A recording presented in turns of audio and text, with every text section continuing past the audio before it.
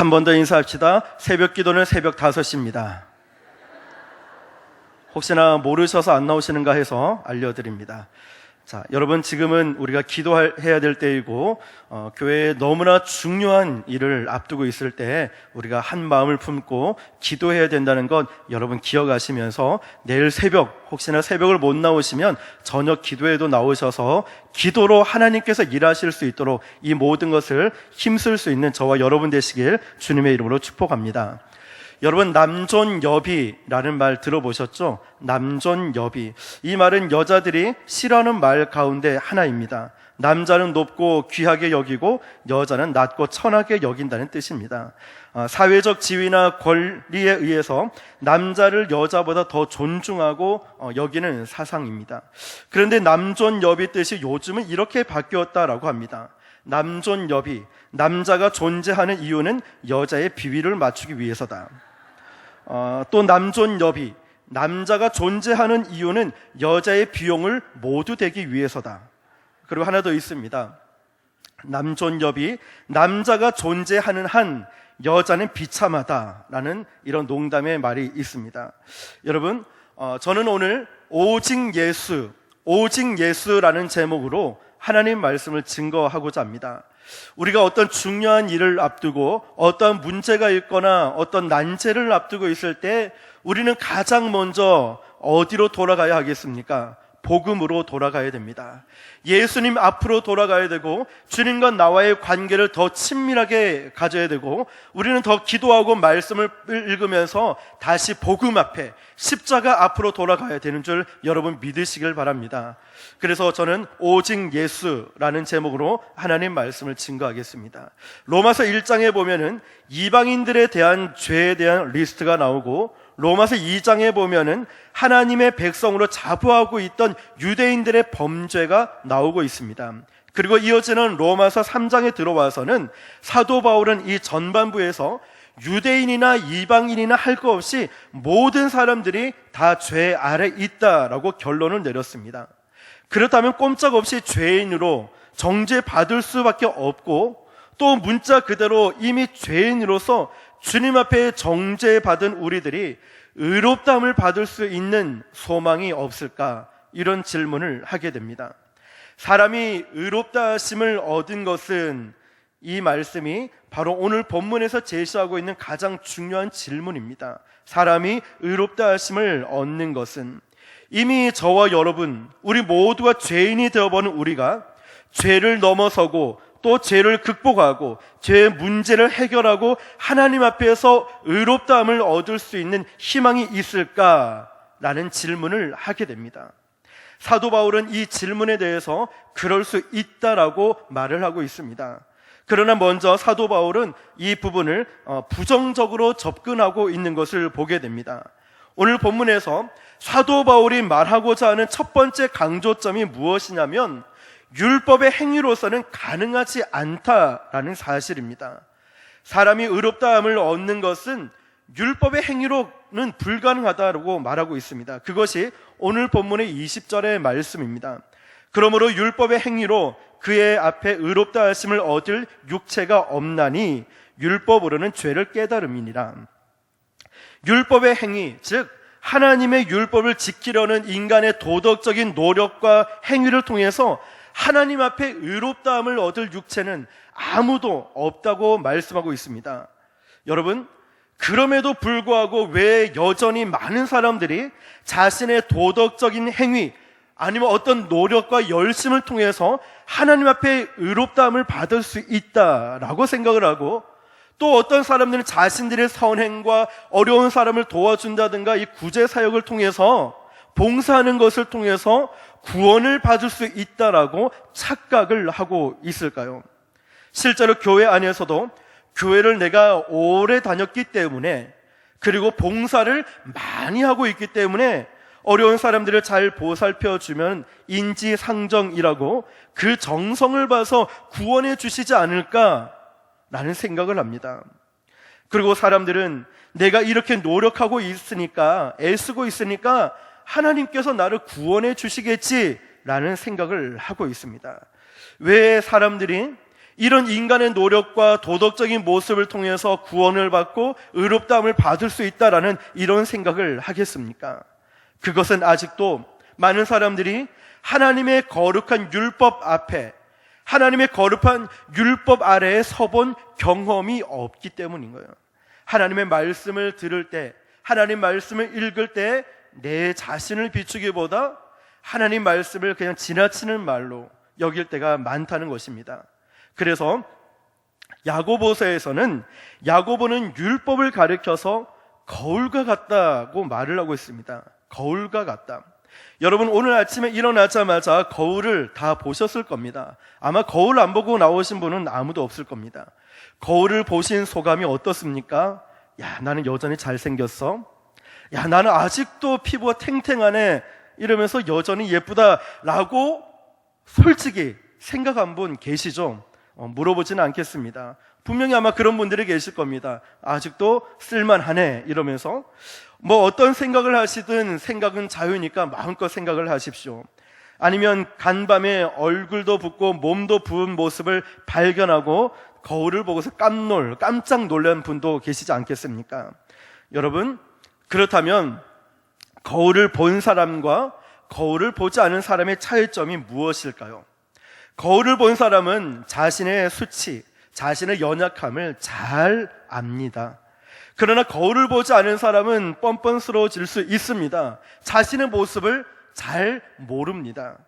다 자기가 괜찮은 사람이라고 착각을 하며 살 수 있습니다. 실제로 어떤 기사를 보니까 대부분의 남자들은 자기가 잘생겼다라고 생각한답니다. 뿐만 아니라 평범하게 생겼음에도 불구하고 나는 훈남이다 생각을 한답니다. 사람들이 지금까지 제가 거의 한 8년 정도 되지 않았습니까?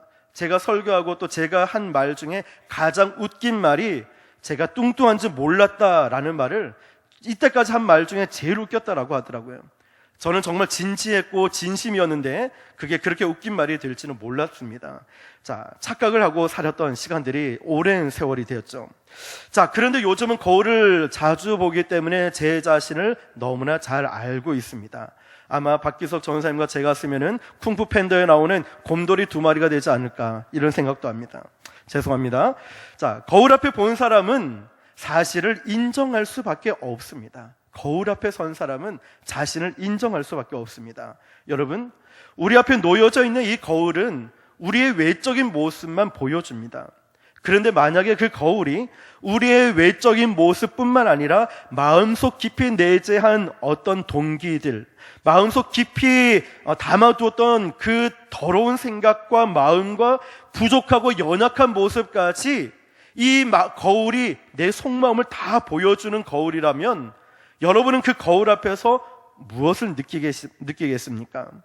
거울 앞에 서기가 무섭지 않겠습니까? 그 거울이 나의 생각을 비추고 나의 욕망을 비추고 그 거울이 내 마음속에 있는 모든 것을 적나라하게 다 보여준다면 그 거울 앞에 섰을 때 여러분은 과연 어떤 기분이 들겠습니까? 바로 이것입니다. 여러분, 성경을 진지하게 본다는 것은 거울 앞에 서 있는 것과도 같습니다. 하나님 말씀 앞에 하나님 말씀을 진지하게 읽을 때 이 하나님 말씀을 통해서 내 모습이 비추어지는 이런 경험이 있어야 된다는 겁니다. 여러분, 이런 경험들이 있지 않습니까? 하나님 말씀을 읽을 때마다 찔리는 거예요.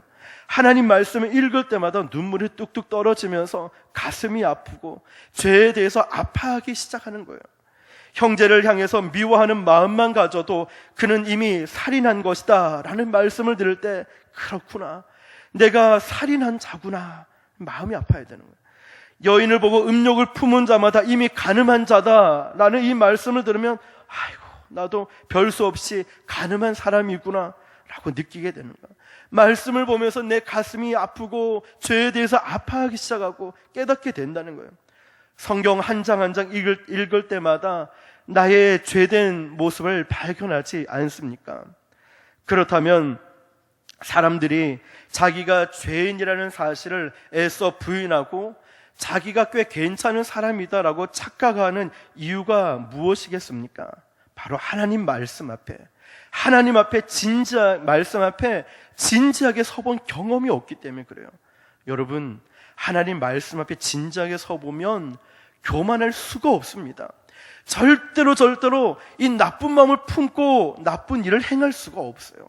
하나님 말씀 앞에 진지하게 서보면은 낮아지고 겸손해지고 섬길 수밖에 없다는 것입니다. 예배도 대충 드리고 형식적인 예배, 기도도 그냥 하는 둥 마는 둥, 찬양을 부를 때도 그냥 대충 교회 안 가기 마음 불편하니까 형식적인 예배가 되어 버릴 때 얼마나 많이 있습니까? 여러분, 이런 상태에서 우리가 은혜를 받을 수 있겠습니까? 히브리서 4장 2절에 보니까 그 말씀이 그들에게 유익하지 못하게 된 것은 듣는 자가 믿음과 결부시키지 아니함이라 말씀하고 있습니다. 다시 말하면 하나님 말씀을 들을 때에 내 믿음과 결부시켜서 행함까지 나아가야 되는데 그냥 말씀을 듣고 흘려 보내는 상태를 말하고 있습니다. 오늘 본문 19절에 보니까 우리가 알거니와 물은 율법이 말하는 바는 율법 아래에 있는 자들에게 말하는 것이니 이는 모든 입을 막고 온 세상으로 하나님의 심판 아래에 있게 하려 함이라. 하나님의 진리와 거룩한 율법 앞에 서서 내 자신의 모습을 바라본 사람이라면 그들의 모든 입은 닫혀질 거라는 거예요. 내 자신의 모습을 보니까. 그런데 누가 율법을 지키려는 자신의 행위로 의롭다함을 얻을 수 있다고 자부하겠습니까? 내가 도덕적으로 내가 봉사를 많이 하고 내가 정말 깨끗하게 살았다라고 의롭다고 자부심을 갖고 살아갈 수 있겠습니까? 성경은 그것이 불가능하다 선언하고 있습니다. 아무리 이 모든 건 내가 했고 내가 한 게 어디 있습니까? 하나님이 힘을 주셔서 한 거고 하나님의 능력을 주셔서 한 것이고 하나님께서 순종하는 마음을 주셨고 하나님께서 이 모든 것을 행하신 것이지 내가 한 게 어디 있습니까? 모든 것이 하나님의 은혜임을 믿으시길 바랍니다. 어떤 집안이 도박으로 망했습니다. 집문서까지 다 날렸습니다. 그런데 이 집안은 3대째 도박으로 망했던 집안입니다. 할아버지가 도박으로 망하고 아버지가 도박으로 망하고 이제 아들까지도 이 도박에 물드니까 도박도 유전자가 있나 보다 싶다고 생각했답니다. 그래서 이 아들도 할아버지와 아버지가 도박으로 망했다는 사실을 잘 알고 있으니까 이 아들도 도박에 손을 댔었습니다. 그래서 이 도박을 다시는 하지 않겠다, 잔인하게 도끼로 손가락을 끊어버렸답니다. 그 결심도 잠깐이었어요. 이 도박을 또 시작했는데 어떻게 시작한지 아시죠? 발가락 사이에 화투장을 끼워서 도박을 했다는 거예요. 이게 인간의 모습이라는 거예요. 내 힘과 내 의지로는 끊을 수가 없다는 거고 내 힘과 내 열심과 내 노력으로 되는 게 아니라 바로 예수 그리스도의 보혈의 능력으로 모든 죄를 끊을 수 있다는 것 믿으시길 바랍니다. 나의 힘이 아닙니다. 나의 열심이 아니라 주의 십자가 보혈을 의지하고 나아갈 때 이 모든 죄악을 끊을 수 있다는 사실을 믿으시길 바랍니다. 그래서 우리는 나쁜 죄악들을 끊을 때마다 나사렛 예수 이름으로 명하노니 모든 죄악은 떠나갈지어다. 예수 이름을 선포하시고 예수 이름의 권세를 사용할 수 있는 저와 여러분 되시기를 축복합니다. 죄를 만만히 보지 마시길 바랍니다. 악한 마귀에게도 권세가 있습니다. 우리의 의지와 능력으로는 도저히 끊을 수 없습니다. 인간의 힘으로 도저히 구원받지 못할 절망 가운데 놓여있는 인간을 위해서 하나님께서는 예비하신 하나의 길이 있습니다. 그분이 누구신지 아시죠? 예수 그리스도. 내 힘으로는 할 수 없지만 우리는 연약해서 할 수 없지만 하나님께서는 바로 예수 그리스도의 십자가 예수 그리스도를 보내주셔서 이 모든 것을 가능하게 만들어 주셨습니다. 그러므로 우리가 붙들어야 할 그 십자가, 우리가 따라가야 할 예수 그리스도, 우리가 영원토록 사랑해야 될 예수 그리스도, 여러분 오직 주님만을 바라보시기를 예수님의 이름으로 축복합니다. 이 모든 권세를 깨뜨릴 수 있는 예수 그리스도의 십자가 보혈을 의지하는 것입니다. 사도 바울이 오늘 본문에서 또 한 가지 강조하고 있는 것은 이 모든 것이 바로 오직 하나님의 은혜를 통해서만 가능하다라고 선언하고 있습니다. 21절에 보니까 이제는 율법 외에 하나님의 한 의가 나타났으니 율법과 선지자들에게 증거를 받은 것이라.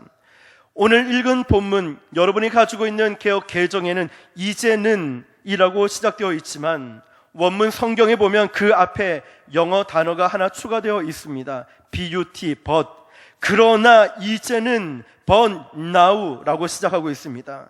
그 전 구절에 보니까 율법의 행위로서 의롭다 하심을 얻을 육체는 하나도 없다라고 말씀하셨는데, 이어지는 말씀에 그러나 이제는 율법이 아닌 다른 방법으로 죄의 사함을 받고 하나님 앞에 의롭다 하심을 얻을 수 있는 놀라운 길이 있다고 말씀합니다. 이것이 바로 복음입니다. 이것이 바로 예수 그리스도의 십자가 능력임을 믿으시길 바랍니다.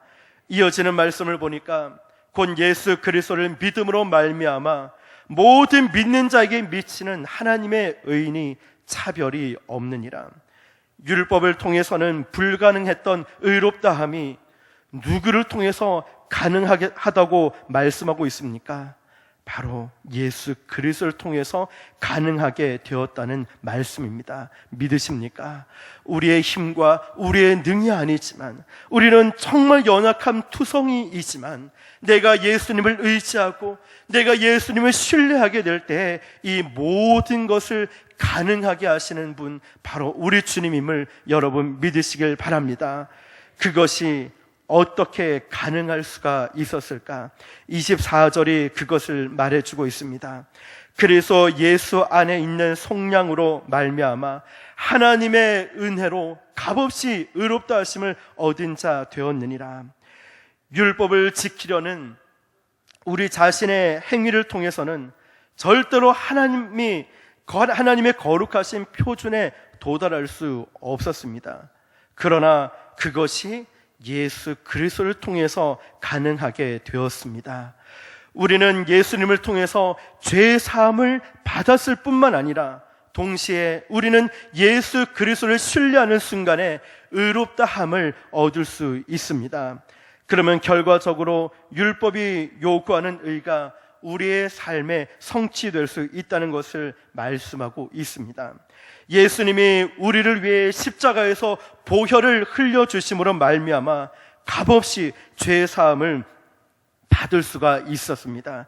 이것이 바로 놀라운 하나님의 은혜임을 여러분 믿으시길 바랍니다. 오늘 읽었던 24절에도 그래서 예수 안에 있는 속량으로 말미암아 하나님의 은혜로 값없이 의롭다 하심을 얻은 자 되었느니라. 여기서 나온 값없이라는 말씀은 우리 입장에서 보면은 값없이라고 되지만, 이 죄사함과 의롭다함을 얻기 위해서 나를 대신해서 값비싼 대가를 하나님께서 이미 지불해 놓으셨다는 사실을 잊지 마시길 바랍니다. 그렇다면 그 대가가 무엇입니까? 그 다음 말씀을 보니까 이 예수를 하나님의 그의 피로써 믿음으로 말미암는 화목제물로 세우셨으니, 여러분 그 대가가 무엇입니까? 바로 예수님의 피입니다. 예수 그리스도의 보혈이라는 것입니다. 예수님이 우리의 죄를 짊어지시고 십자가에서 보혈을 흘려주신 그 값비싼 대가를 통해서 우리는, 저와 여러분들은 값없이 죄의 사함을 받았을 뿐만 아니라 의롭다함을 얻었습니다. 사랑하는 성도 여러분, 이것이 누가 한 일입니까? 하나님께서 하신 일입니다. 내가 하는 일이 아닙니다.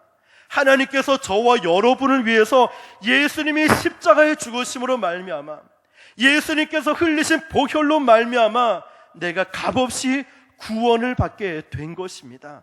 이 모든 것이 하나님이 하신 일이고 하나님의 은혜임을 여러분 절대로 잊지 마시길 바랍니다. 여기에 내 공로가 있습니까? 나의 공로는 아무것도 없습니다. 구원은 철저하게 하나님께서 하신 일입니다. 도덕이나 세상의 모든 종교는 인간의 행위에 초점을 맞추고 있습니다. 그러나 기독교의 복음은 하나님이 하셨다, 하나님이 하셨습니다 라는 사실의 중심에서 말씀하고 있습니다. 내가 한 것은 아무것도 없어요. 우리 하나님이 하신 겁니다. 하나님께서 저와 여러분을 지켜주신 것이고, 하나님이 저와 여러분을 사용해 주시는 것이고, 하나님이 저와 여러분에게 힘을 주셔서 이 모든 것을 할 수 있는 능력과 힘을 주셨다는 것 여러분 믿으시길 바랍니다. 복음은 율법으로 불가능했던 의롭다함이 바로 하나님의 은혜로 가능할 수 있다라고 우리에게 증거하고 있습니다. 하나님의 은혜로. 여러분, 이제 오늘 본문에 중요한 결론을 내리고 있습니다. 그것은 이제 우리가 예수 그리스도를 믿음으로써만 우리가 의롭다함을 얻을 수 있다고 말씀하고 있습니다. 22절, 26절, 28절에 보면 계속해서 사도 바울은 이것을 강조합니다. 우리 함께 읽어보겠습니다. 22절입니다. 22절 시작. 곧 예수 그리스도를 믿음으로 말미암아 모든 믿는 자에게 미치는 하나님의 의인이 차별이 없느니라. 26절 읽겠습니다. 시작. 곧 이때 자기의 의로우심을 나타내사 자기도 의로우시며 또한 예수 믿는 자를 의롭다 하려 하심이라. 마지막 28절 시작. 그러므로 사람이 의롭다 하심을 얻는 것은 율법의 행위에 있지 않고 되는 줄 우리가 인정하노라. 아멘. 여러분, 가톨릭에서 요구하는 모든 수행을 통해서도 마음에 참 평안을 얻을 수 없었던 마틴 루터가 1장에서 로마서 1장을 읽고 깨지고 2장과 3장을 읽다가 로마서 3장 28절, 오늘 읽었던 28절에 도착해서 하나님의 뜻을 알게 됐습니다. 그는 이 말씀을 읽으면서 믿음으로라는 이 단어 앞에 오직이라는 단어를 덧붙여서 읽었습니다. 자, 28절에 보니까 그러므로 사람이 의롭다 하심을 얻는 것은 율법의 행위에 있지 않고 오직 믿음으로 되는 줄 우리가 인정하노라. 아멘. 사랑하는 성도 여러분, 하나님의 은혜를 통해서 예수 그리스도를 믿음으로 말미암아 우리가 주 앞에 의롭다 하심을 얻을 수 있는 이 놀라운 사실이 가능하게 됐다는 것을 여러분 잊지 마시길 바랍니다. 오직 하나님의 은혜와 예수 그리스도를 믿음으로 말미암아 우리가 의롭다 하심을 받게 되었다는 것입니다. 여러분, 그런데 왜 사람들이 예수님에 대한, 예수 그리스도에 대한 감격이 없을까? 여러분 자신을 한번 뒤돌아보십시오. 예배 드릴 때 그런 감격이 있습니까? 찬양 부를 때 가슴이 뜨거워집니까? 기도할 때는 어떻습니까? 왜 사람들이 그리스도에 대한 감격이 없을까? 물속에 빠진 사람이 자신의 상황을 제대로 판단하지 못하고 자신이 죽어가고 있음에도 불구하고 스스로 물 밖에 나갈 수 있다라고 믿는다면 그를 구조하기 위해서 뛰어든 구조자에게 감사하고 의지하고 싶은 마음이 생기겠습니까? 자기를 의지하고 자기가 살 수 있다고 믿는 한 전혀 구조자에 대한 필요를 느끼지 않습니다. 그러나 이제 꼼짝없이 나는 죽게 됐다라고 허우적댈 때에, 그리고 자신의 삶에 대해서 모든 것을 내려놓고 절망했을 때에 그 순간 내 앞에 구원자가 등장한다면 그 얼마나 감격하겠습니까? 그 사람이 해야 할 일이 무엇일까요? 자신 앞에 다가온 구원자 앞에 자신을 맡기는 일일 뿐입니다. 우리는 죽었던 죄인입니다. 죽을 수밖에가 아닙니다. 성경에는 죽었다라고 이미 선언했습니다. 그러나 예수 그리스도를 말미암아 우리가 다시 구원함을 얻고 다시 한 번 더 회복됐다는 것이죠. 그런데 여러분, 구조자들의 얘기를 들어보면 구조할 때 가장 어려운 게 뭐냐면, 구조하려고 왔는데 이 사람이 자기 혼자 살려고 발버둥 치는 사람이라고 합니다.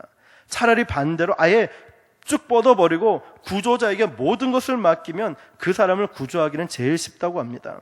살려주십시오, 나는 당신만 믿습니다 라고 맡기는 사람이 구원받게 되는 것입니다. 우리도 이런 믿음과 우리의 삶이 되어야 하지 않겠습니까? 죽었던 죄인인데, 하나님, 저는 주님밖에 없습니다. 오직 예수님밖에 없습니다. 살려주십시오. 나 주님께 다 맡기겠습니다. 내 건강도, 물질도, 내 삶도, 내 자녀들도, 내 모든 것 다 주님께 맡기겠습니다. 우리 주님께 맡겨야 된다는 것입니다. 교회 와서도 알량한 자기 의를 아직도 의지하고 있는 사람이 있습니다. 자기 의를 의지하고 자기의 자선이나 선행, 윤리적인 자존심이 아직도 나를 구원할 수 있다고 착각에 빠진 사람이 있습니다. 교회 봉사 많이 하면 하나님이 나를 좀 잘 봐주시지 않을까 생각하면서 구원받을 거라는 착각을 하고 있습니다. 교회에서 전도도 하고 선교도 하고 기도도 하는데 나는 한 번도 참여하지 않으면서 꼭 내가 전도하고 선교하고 기도한 것처럼 착각을 합니다. 참여하지 않는 한 나는 전도한 것도 아니고 선교한 것도 아니고 기도하지 않은 것입니다. 안타깝게도 아직도 예수 그리스도에 대한 감격이 없고 예수님을 생각할 때 그 흥분함이 없고 그런 신뢰가 없는 사람들이 있습니다. 내 어떤 최선의 노력에도 나는 절대적으로 절망적이다, 나는 연약한 인간이다, 나는 정말 죽었던 죄인이다 라는 사실을 깨달았을 때 우리의 구원자 되신 예수님 앞에 우리는 이렇게 고백할 수 있을 것입니다. 주님, 저는 오직 주님만 믿습니다. 우리의 연약함을 고백할 때 나의 죄된 모습을 주님 앞에 고백하는 사람만이 주님, 제가 한 건 아무것도 없습니다. 저는 그저 주님만 믿습니다. 주님께 모든 것을 맡깁니다 라고 고백할 수밖에 없습니다. 사랑하는 성도 여러분, 이 고백이 바로 저와 여러분의 고백이 되시길 바랍니다. 오직 예수, 우리 주님 앞에 내 연약함을 다 맡기는 것입니다. 나의 부족함도 맡기는 것입니다. 이제 더 이상 알량한 내 자존심을 믿지 마십시오. 이제 더 이상 내 자신의 어떤 선행을 통해서 구원받고 하나님의 일을 한다라고 말하지 마시고 주님 앞에 맡기는 거예요. 주님 도와주십시오. 주님 나를 사용하여 주십시오. 그리고 마지막에 우리는 이렇게 고백하게 됩니다. 이 모든 것은 하나님께서 하셨습니다. 내 속에 있는 절망과 또 불가능을 알고 하나님이 보내주신 우리가 예수 그리스도를 참으로 의지하며 나아갈 때에 예수님이 나를 살려주시고 예수님이 나를 새롭게 하여 주시고 예수님이 나를 의롭게 해주셨다는 이 사실을 여러분 절대로 잊지 마시길 바랍니다.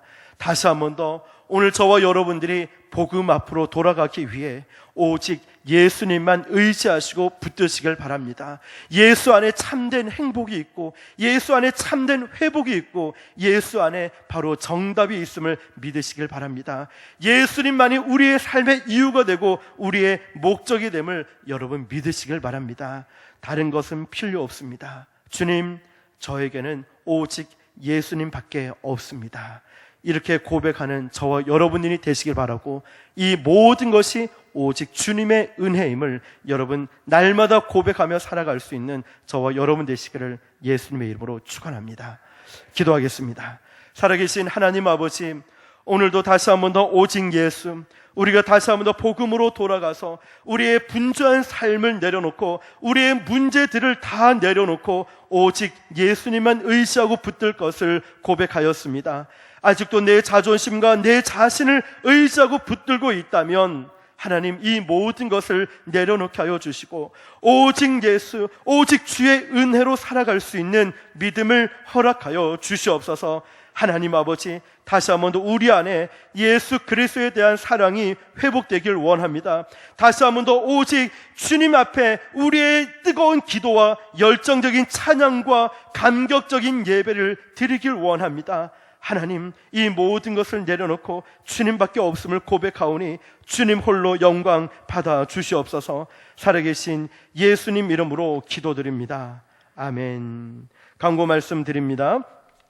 주보 뒷면에 공동의회 6월 12일 날 있습니다. 참고하시고요. 한마음 운동회가 있습니다. 주보를 참고해 주시고 예배 후에는 진행위원들이 소그룹 1실에서 모이겠습니다. 오늘 조순장 모임은 없습니다. 나머지는 주보를 참고하시길 바랍니다. 우리 오직 주의 은혜로 함께 찬양 드리시고 우리 받은 은혜를 생각하면서 함심해서 기도하도록 하겠습니다.